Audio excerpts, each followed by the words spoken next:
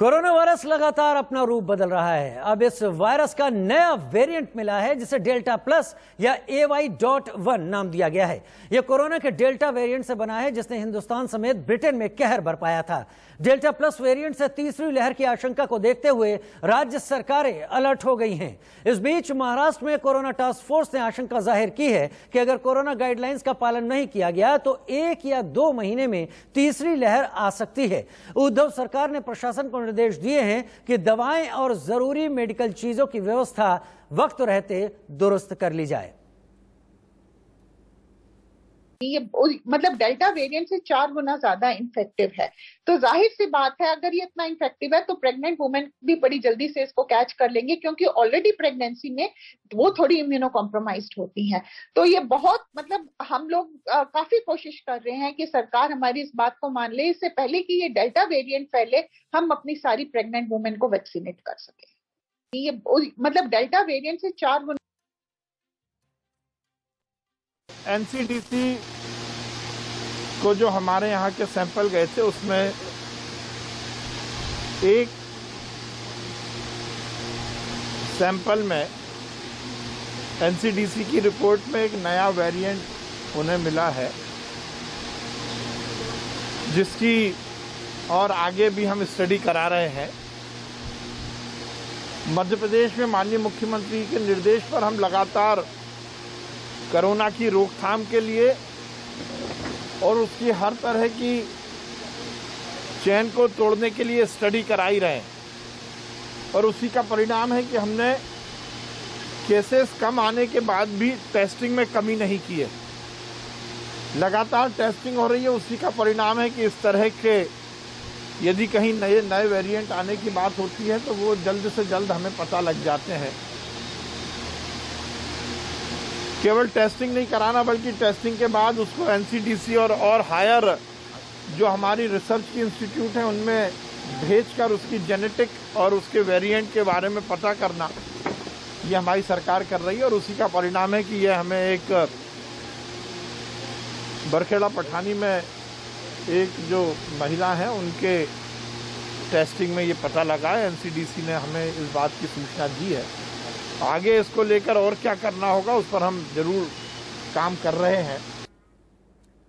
3 खास मेहमान लगातार हमारे साथ जुड़े हुए हैं। डॉक्टर मोनिका गोयल हमारे साथ इस वक्त जुड़ी हुई हैं, डॉक्टर पार्थिव सिंघवी हमारे साथ जुड़े हुए हैं और डॉक्टर आलोक गुप्ता हमारे साथ इस वक्त जुड़े हुए हैं। और बात हम कर रहे हैं डेल्टा प्लस वेरिएंट जिसे AY.1 भी कह रहे हैं।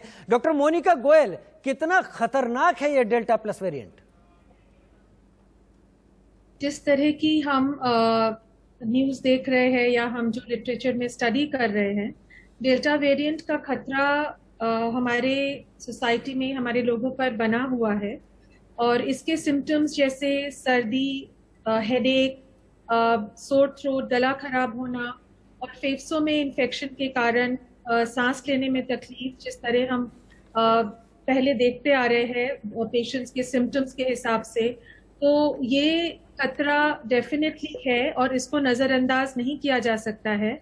और अभी ये हमें इसके ऊपर एक्शन लेना और सतर्क रहना बहुत ज़रूरी है as a medical fraternity and as a society, as a community, as a whole.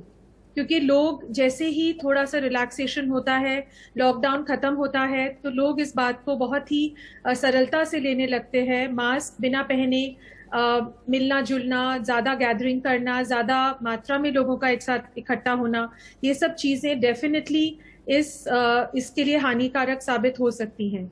तो जो एहतियात हम अभी तक बरतते आए हैं वो करना बहुत ज़रूरी है।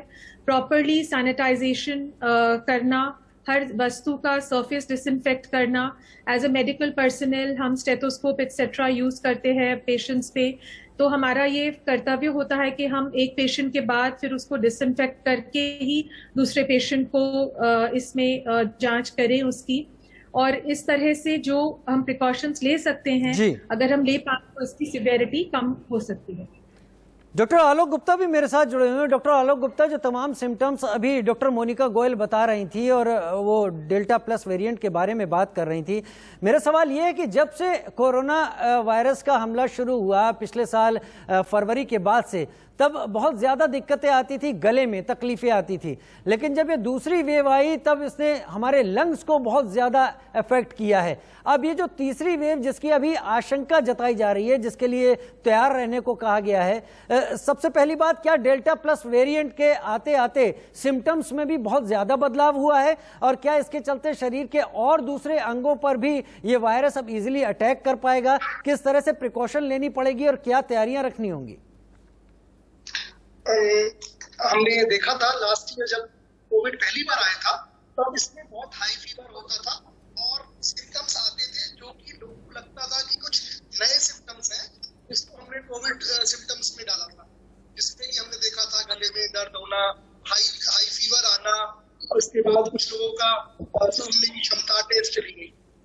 सेकेंड वाले वेव में देखा आप लोगों ने कि लोग हमारे पास ऐसे ही आए जिनको एक्चुअल में कोई सिम्टम नहीं था, but they were not well for last 3 days, just वो अपने आप को ऐसे महसूस कर रहे थे। डॉक्टर आलोक गुप्ता, आपकी आवाज में थोड़ी सी तकनीकी दिक्कत आ रही है, मैं कोशिश करूंगा वो ठीक हो जाए, लेकिन इस बीच डॉक्टर पार्थिव सिंघवी के पास मैं चला जाता हूं। डॉक्टर पार्थिव सिंघवी, आप डॉक्टर आलोक गुप्ता जो मैंने सवाल पूछा है उसी को आप भी एक्सटेंड कर सकते हैं और बढ़ा सकते हैं कि क्या डेल्टा प्लस वेरिएंट और भी ज्यादा सिम्टम्स के साथ आने वाला है, और आने वाला है तो क्या क्या सिम्टम्स होंगे? जो सिम्टम्स हम अभी तक जानते थे उनको मिलाकर क्या और भी सिम्टम्स में बदलाव आएगा इस म्यूटेशन के बाद? देखिए, म्यूटेशंस अगर देखने जाए तो हजारों म्यूटेशंस हो रहे हैं, और हमारे यहाँ से यानी कि भारत से जितने 5 वायरोलॉजी लैब्स में करीबन 2 से 2,500 म्यूटेशंस देखे गए, तो ऐसा नहीं है कि म्यूटेशन नहीं देखे जाते हैं। डेल्टा वेरिएंट जो है वो ज्यादा विरुलेंट है, विरुलेंट यानी कि ज्यादा इंफेक्शियस है, जल्दी से फैलता है। आंध्र प्रदेश के कई केसेस में भी ये देखा गया कि वहां फैलाव बहुत ज्यादा था, महाराष्ट्र में भी, अहमदनगर में देखा गया कि फैलाव ज्यादा था। तो ये डेल्टा वेरिएंट के लक्षण में फैलाव ज्यादा हो सकता है। और दूसरी बात है कि फर्स्ट वेव में जैसा बताया गया कि बुखार सबसे इंपॉर्टेंट साइन चिन्ह था, और साथ में गला खराब होना, नाक में से पानी बहना, आंखों में से पानी बहना, ये देखा जाता था। सेकेंड टाइम में लंग्स को डायरेक्ट अफेक्शन बहुत जल्दी हो रहा था, फेफड़े खराब हो रहे थे, और साथ में ये भी देखा गया है कि पेट की तकलीफें हो रही थी, स्टमक अपसेट हो रहा था, इंटेस्टाइन्स में यानी कि पेट में दर्द होता था, और कई पेशेंट्स को पेशाब में भी तकलीफ होती थी, पेशाब में भी इंफेक्शन के जैसे साइंस और सिम्टम्स देखे जाते थे। और जब हम उसको डिटेल में जांच रहे थे और फिर उसके साथ कोविड टेस्ट करते थे, तब मालूम पड़ता था कि ये कोविड के वजह से पेट के साइन सिम्टम्स है, या कोविड के वजह से पेशाब के साइंस एंड सिम्टम्स है। यानी कि अभी जो सेकंड वेव में देखा गया है कि कोविड बहुत ही ज्यादा सभी सिस्टम्स को अटैक कर सकता है। और जैसे मैं मेरे जूनियर्स को बोलता हूं कि कोई भी पेशेंट आए, अगर उसको भर्ती करना पड़ता है क्योंकि इससे प्रॉब्लम्स ज्यादा है, तो पहले कोविड टेस्ट करवाइए, पहले कोविड को एक्सक्लूड करवाइए, और उसके बाद जो भी प्रॉब्लम रहेगा कि गैस्ट्रोइंटेस्टाइनल प्रॉब्लम है, या डायरिया है, या फिर अपेंडिक्स का दर्द है, या कोई किडनी का प्रॉब्लम है, वो सब उसको बाद हम ट्रीट कर सकते हैं, लेकिन पहले कोविड की जांच जरूरी रहती है। पहले कोविड की जांच तमाम मामलों में जरूरी रहेगी अगर उन्हें एडमिट करना हो। डॉक्टर मोनिका गोयल, क्या यही वजह है जो डॉक्टर पार्थिव सांघवी इस वक्त बता रहे थे, क्या यही वजह है कि बच्चों पर खतरा तीसरी वेव में हम कहीं ज्यादा एक्सपेक्ट कर रहे हैं और उस हिसाब से तैयारी कर रहे हैं? क्या यही वजह है कि डेल्टा प्लस वेरिएंट काफी इन्फेक्शियस है? सही बात है, जैसे उन्होंने बताया कि इसका इन्फेक्शन, और जैसे हमने देखा कि फेफड़ों पर इसका डायरेक्ट इफेक्ट था, और इसीलिए हम देख रहे हैं इस बार कि यंगर एज ग्रुप में हम इसकी ज़्यादा मात्रा में इन्फेक्शन और ज़्यादा मात्रा में सिवियरिटी देख रहे हैं। ऑल्सो हमने ये देखा है सेकेंड वेव में कि जिस तरह इन्फेक्शन जो है वो काफ़ी लंबा चला है। कई बार लोगों को even at the end of 10th 11th day हमने देखा कि उनके ऑक्सीजन लेवल्स कम हो रहे थे, उन्हें भर्ती करना पड़ा, बनस्पत की उन्हें हमने सही दवाइयाँ और ठीक टाइम पे उन्होंने ट्रीटमेंट लिया, तो भी हमने देखा कि younger age even after the 7th 8th day उनको हॉस्पिटल में भर्ती करने की ज़रूरत पड़ी। क्योंकि उनके फेफड़ों में ऑक्सीजनेशन बराबर नहीं हो पा रहा था और उनके लंग्स काफी अफेक्टेड थे। और हमने ये भी देखा कि पहले अगर उनका लंग इन्फेक्शन कम था और बाद में जब हमने उनका HRCT देखा तो लंग इन्फेक्शन बढ़ गया था। ऐसा मैंने काफी पेशेंट्स में ये ऑब्जर्व किया है। और यही नहीं है कि अगर पेशेंट डायबिटिक थे या उनकी लो इम्यूनिटी थी, इवन हेल्थी पेशेंट्स में जिनको पहले कोई कोमॉर्बिडिटी नहीं थी, उनमें भी हमने ये लक्षण पाए हैं। सो डेफिनेटली इसका सिवियरिटी काफी थी और काफी हम एक्सपेक्ट कर रहे हैं कि यंगर एज ग्रुप में इसका अफेक्शन ज्यादा होगा। डॉक्टर मोनिका गोयल, जहां तक वैक्सीनेशन की बात है, वैक्सीनेशन के मामले में लगातार ये कहा जा रहा है कि अगर कोई महिला या कोई स्त्री गर्भवती है, प्रेग्नेंट है, तो वो वैक्सीनेशन से बचे। क्या डेल्टा वेरिएंट ऐसी प्रेग्नेंट महिलाओं को भी आसानी से अपनी चपेट में ले सकता है और उसके लिए इनके परिवारों में या इन महिलाओं को किस खास तरह की तैयारी रखनी होगी? प्रेगनेंसी में कोविड का अफेक्शन होना डेफिनेटली एक खतरा है और ऐसे पेशेंट्स हमने ट्रीट किए हैं जिनको कोविड था और वो प्रेग्नेंट थे, और कई दवाइयां हैं जो फिर हम प्रेगनेंसी में नहीं दे पाते हैं और इसलिए ये खतरा काफ़ी ज़्यादा बढ़ जाता है प्रेग्नेंट विमेन में। तो उनको supportive line of treatment, oxygenation, कुछ एंटीबायोटिक्स गर्भवती महिलाओं को दी जा सकती है जो कि बच्चे पर अफेक्ट ना करे, लेकिन जो स्ट्रॉन्ग दवाइयां हैं वो हम नहीं दे पाते हैं। कुछ लेडीज ने डिलीवर किया और उनके बच्चों को भी डाउन साउथ ऐसी रिपोर्ट्स आई हैं जो कि बच्चे कोविड-19 से अफेक्टेड पैदा हुए हैं। तो ये एहतियात बरतना बहुत ज़रूरी है। इसीलिए जो गर्भवती महिला हैं उनकी फैमिलीज को हम ये एडवाइस देते हैं कि उनको प्रॉपरली अगर उनके घर में कोई पॉजिटिव होता है तो उनको आइसोलेशन में रखा जाए ताकि जितना हो सके वो कोविड-19 से उस समय बचें।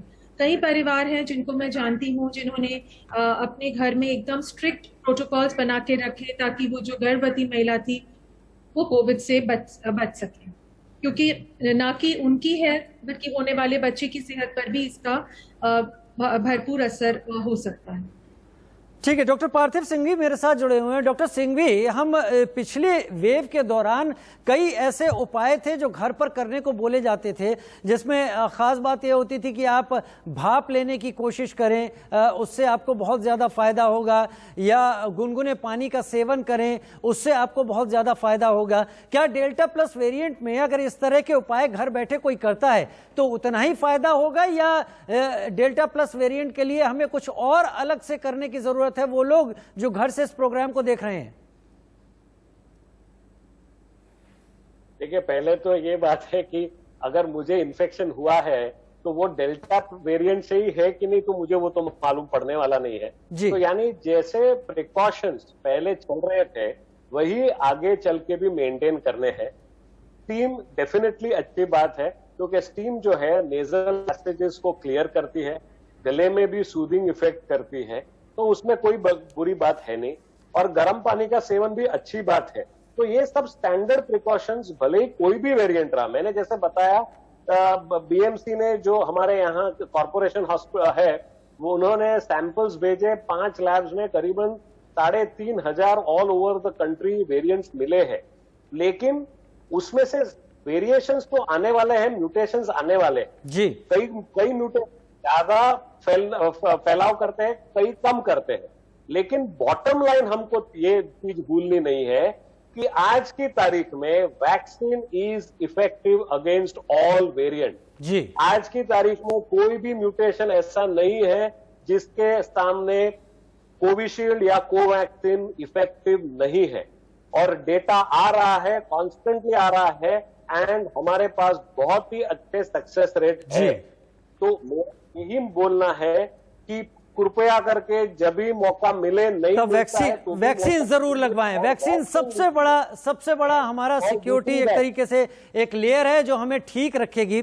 डॉक्टर पार्थिव सिंघवी और डॉक्टर मोनिका, आप दोनों का हमारे साथ जुड़ने के लिए बहुत बहुत शुक्रिया। आपने तमाम जानकारी दी और एक सलाह दी, और वो सलाह ये कि वैक्सीन ही सबसे बड़ा कवच है। वैक्सीन हर म्यूटेशन को मात देने की क्षमता रखती है। बढ़ेंगे आगे। कोरोना महामारी से निपटने के लिए सरकार ने इससे जुड़ी चीजों पर जीएसटी घटाकर राहत देने की कोशिश की थी। वित्त मंत्री निर्मला सीतारमण की अध्यक्षता वाली जीएसटी काउंसिल की बैठक में यह फैसला लिया गया था।